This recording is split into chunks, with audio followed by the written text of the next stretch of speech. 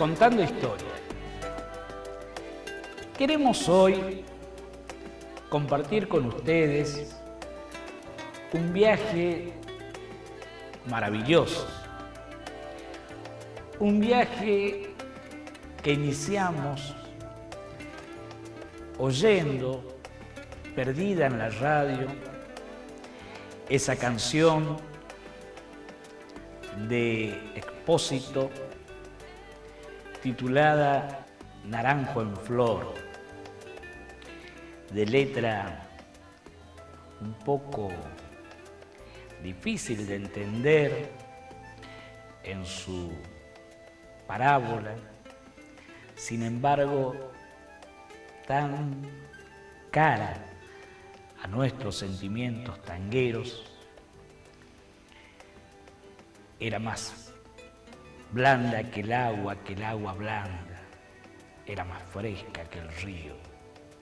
naranjo en flor. Y qué curiosidad, el nombre de los hermanos Expósito, Homero y Virgilio, ambos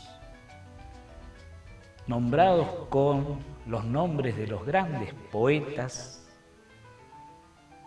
el padre de la literatura griega, Homero, y el príncipe de las letras romanas, Virgilio.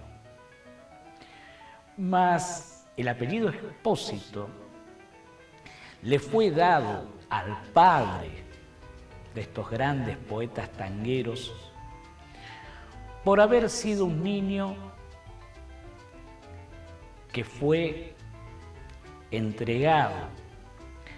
para su recogimiento y crianza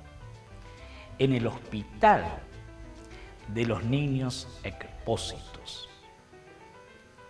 El después derivado en Casa Cuna, actual Hospital de Niños de la ciudad de Buenos Aires. Y a los bebés, a los niños que las madres entregaban o abandonaban en la ciudad de Buenos Aires, eran llevados hasta esta institución que luego contaremos su rica e interesante historia, y a quienes ingresaban sin apellido, sin el nombre que debían poseer por su familiaridad,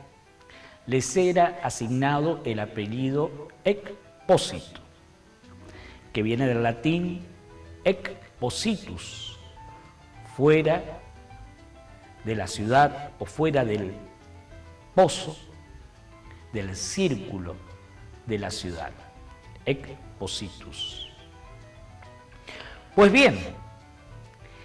de allí se nos vino a la mente inmediatamente las impresiones, las primeras impresiones de nuestra Revolución de Mayo, de nuestro incipiente país, todas en las cuales veíamos graficado, impreso, la leyenda impreso en la real imprenta de los niños Expósitos. Pues bien, indagamos un poco acerca de qué era la imprenta de los niños Expósitos. Llevados por la curiosidad, vimos que se trataba de la primera imprenta existente en el virreinato del Río de la Plata y en nuestro actual territorio argentino. Pero por si fuera esto poco, la curiosidad y la noticia nos llevó a ver que no era tan así, que las primeras imprentas existentes en nuestras latitudes estuvieron aquí cerca, en lo que es actualmente la provincia de Misiones, y que fueron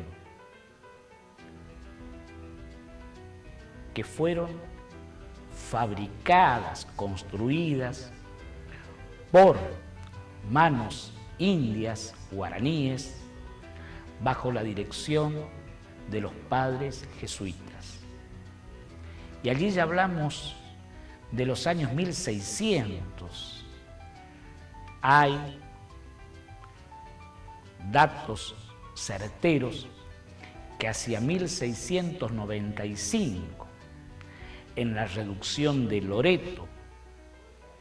ubicada en actual territorio de Misiones, cercana a la conocida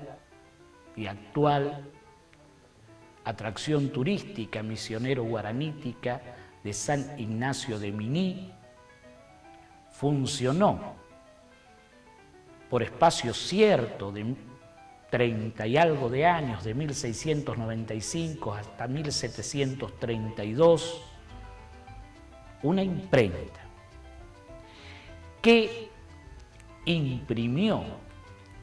manejada por manos indígenas, catecismos en guaraní, libros de literatura eclesiásticas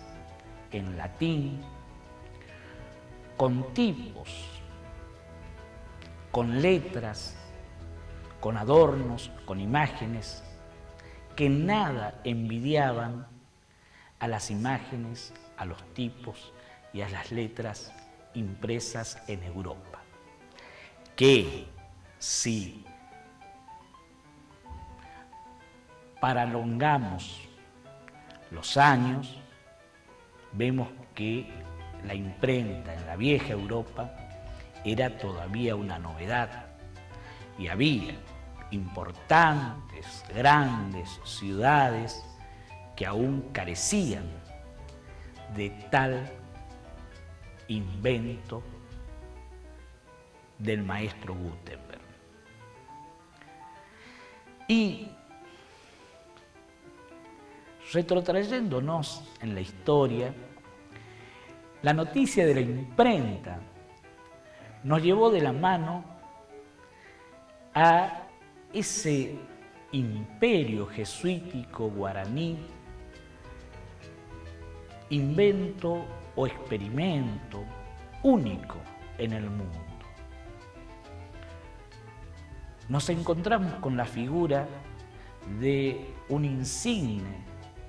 defensor de los indios, Antonio Ruiz de Montoya, jesuita, nacido en Lima, Perú, hacia el año 1585, que tuviera, como dicen sus biógrafos,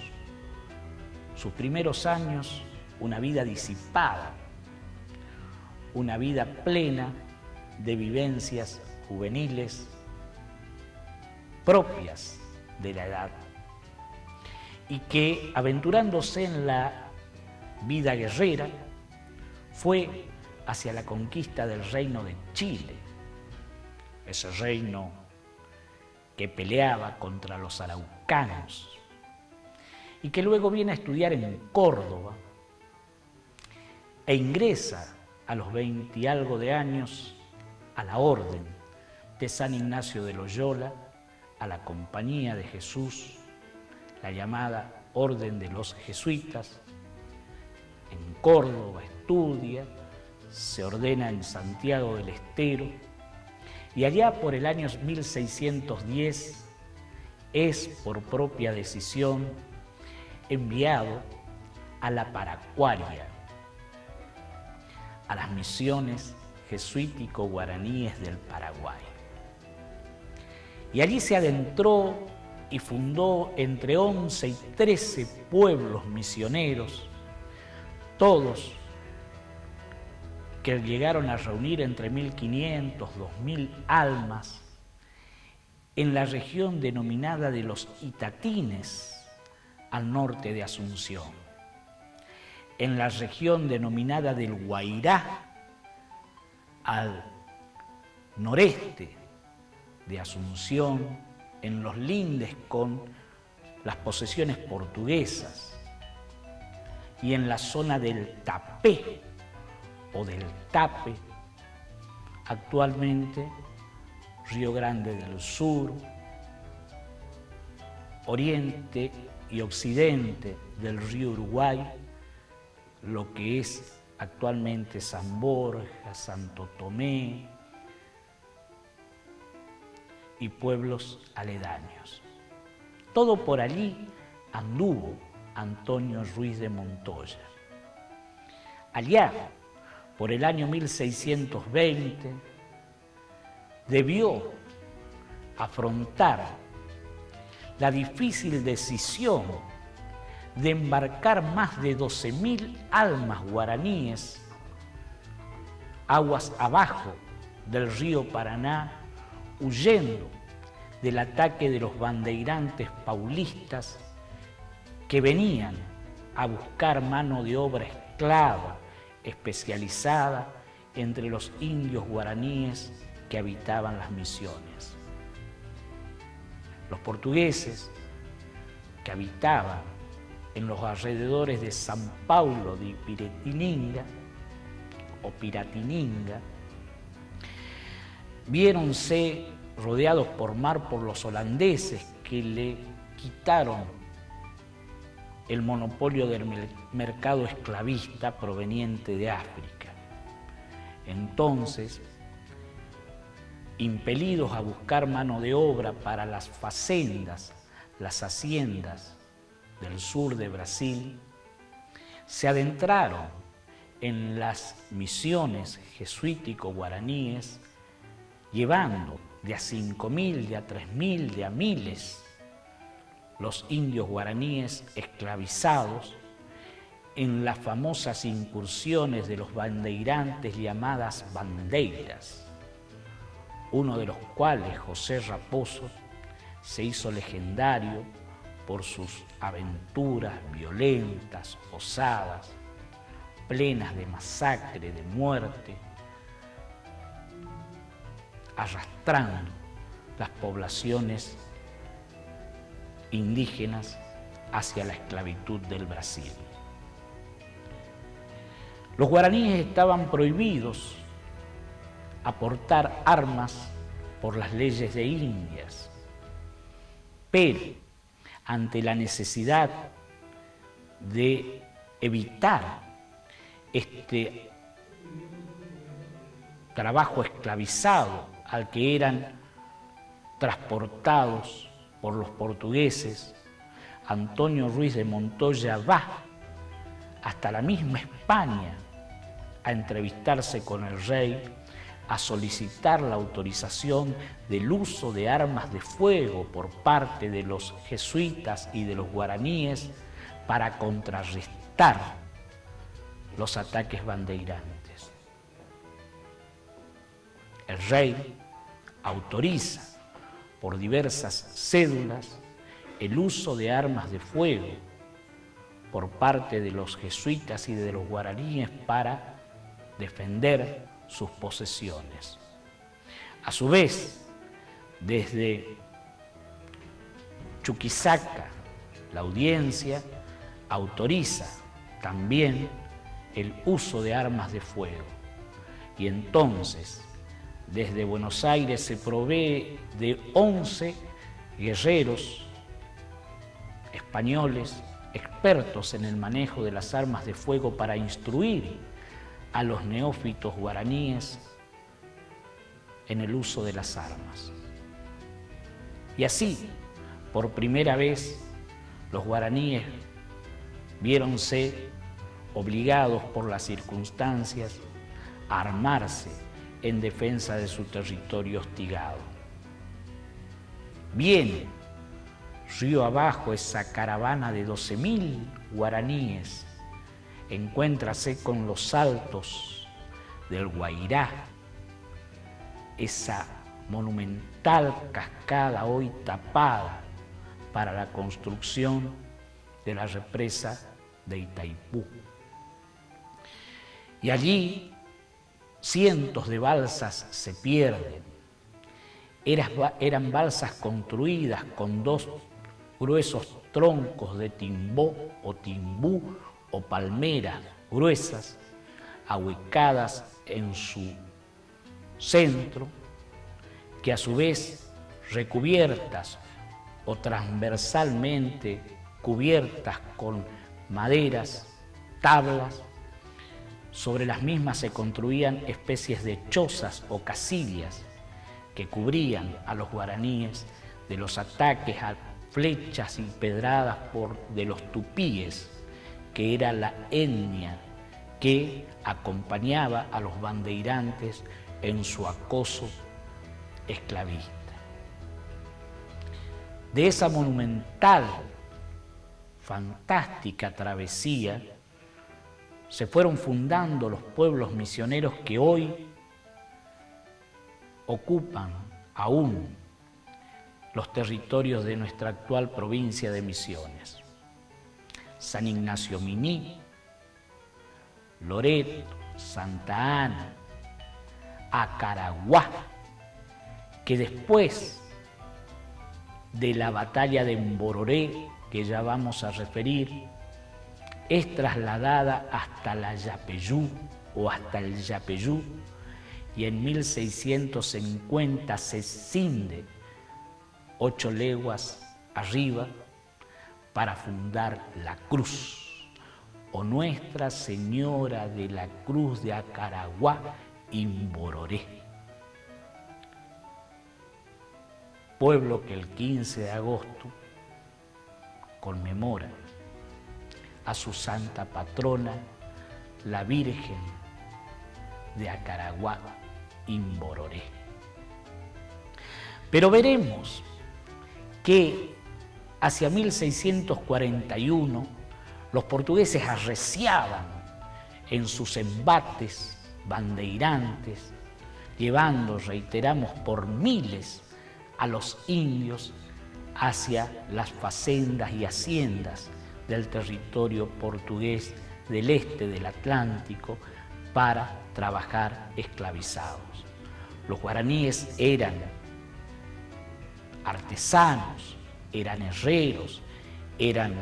tipógrafos, eran escritores, eran alfareros, eran albañiles, eran agricultores, sabían cuidar el ganado, todos los menesteres que les enseñaban y les enseñaron los jesuitas en sus reducciones y misiones. Y al no saber originariamente el uso de las armas, eran fácilmente acarreados a mansalva por los portugueses con el asentimiento de los encomenderos españoles de Villarrica, actual Paraguay, y de los diversos asentamientos de Asunción y sus alrededores. Entonces, hacia 1641 resuelven los superiores jesuitas, armados ya con el respaldo real y de las autoridades virreinales del Perú, de la Gobernación de Buenos Aires y la Audiencia de Charcas, Chuquisaca, enfrentarse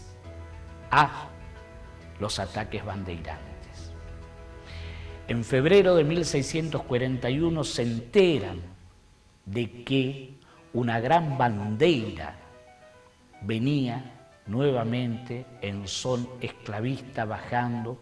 hacia el río Paraná, hacia el río Uruguay, en su zona alta. Los jesuitas guaraníes reunidos en Acaraguá y en Mbororé, que es un arroyo que desemboca sobre el río Uruguay en lo que actualmente es la localidad o el departamento misionero de Panambí, un recodo del Alto Uruguay en un promontorio rocoso de una belleza inigualable. Allí, en esa curva, más de 3.000 guaraníes en 250 canoas y especies de casamata fortificadas esperan el ataque portugués. Miren ustedes, con tacuaraguazú, que eran tacuaras grandes, tacuaraguazú, envueltas en cuero vacuno retobado, construyeron cañones que escondieron en la espesura de la selva con capacidad de 3 y 4 tiros. Construyeron una catapulta desde la cual les posibilitaba el arrojo de troncos encendidos contra el ataque portugués. Se armaron con cerca de 300 arcabuces que les fueron mandados desde Buenos Aires y con macanas, boleas, boleadoras, lanzas, flechas, esperaron el ataque de los 3.500 portugueses, holandeses, mamelucos, que eran la cruza de portugueses con tupíes que venían bajando con un fuerte contingente tupí por el Alto Uruguay. Entre el 11 de marzo y el 16 de marzo de 1641 se libró lo que considera el historiador argentino Félix Luna el combate más importante de la historia naval en nuestras tierras. La batalla o el combate naval de Mbororé se libró en el recodo, en la curva del río, entre 300 canoas portuguesas comandadas por los bandeirantes y las 250 canoas y casamatas guaraníes jesuíticas comandadas por el padre Altamirano, por el padre Romero, apellidos ilustres que quedaron en la historia de nuestra zona jesuítico-guaraní. Y ahí, capitaneadas las huestes por caciques guaraníes de apellidos Aguavillú, Aviayú y otros naturales guaraníes, enfrentaron y derrotaron en 6 días. Únicamente se descansaba por la noche, cuando el sol escondido en la espesura de la selva misionera imposibilitaba el ataque. Allí derrotaron a las fuerzas portuguesas de los bandeirantes y los obligaron a primero cercarse en Acaraguá, al norte de Mbororé, y desde allí trasponer hacia el este el río Uruguay, huyendo hacia San Paulo, perseguidos tenazmente hasta en Viernes Santo por las fuerzas jesuíticos guaraníes que no le daban tregua, que rechazaron 1 y 2, 3 y 10 veces las propuestas y los pedidos de tregua y de paz ofrecidas o pedidas por los bandeirantes. Pero era tal el sentimiento de venganza producido en los guaraníes por las matanzas y el hostigamiento esclavizante de los bandeiras, que no le dieron tregua. Así, en 1641, esa batalla de 5 o 6 días librada en Mbororé permitió, al decir de los historiadores, que los portugueses paralizaran de una vez para siempre su ataque permanente sobre las posesiones españolas, pretendiendo llegar no solamente a ocupar los territorios misioneros jesuíticos, sino a ocupar la Mesopotamia y llegar quizá hasta la misma Buenos Aires. No olvidemos que ellos fundaron la colonia del Sacramento frente a las puertas mismas de Buenos Aires y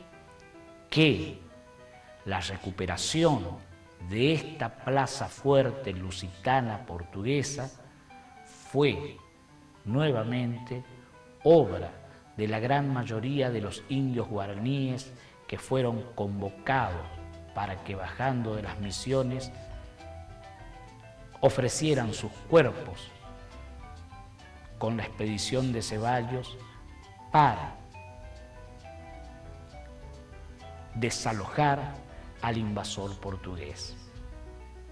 La batalla de Mbororé, 11-16 de marzo de 1641. Y allí, en homenaje, en conmemoración a esa batalla, el pueblo de Acaraguá, cercano a Loreto, vio tallarse en madera la imagen de la Virgen, Madre de Cristo, que lleva el nombre de Nuestra Señora de Acaraguá, que después es trasladada esta reducción hasta el Yapeyú,